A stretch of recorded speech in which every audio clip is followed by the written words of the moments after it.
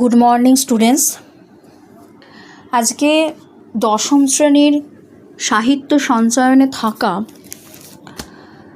Michael Madhusudan দত্তের লেখা অভিষেক কবিতা থেকে প্রশ্নোত্তর পর্ব আলোচনা করব।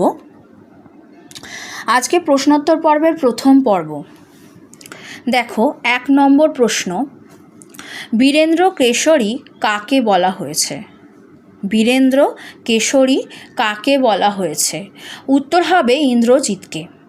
পরের প্রশ্ন, প্রণমিয়া ধাত্রীর চরণে, ধাত্রী এখানে কে? উত্তর হবে ইন্দ্রজিতের ধাত্রী হল প্রভাষা।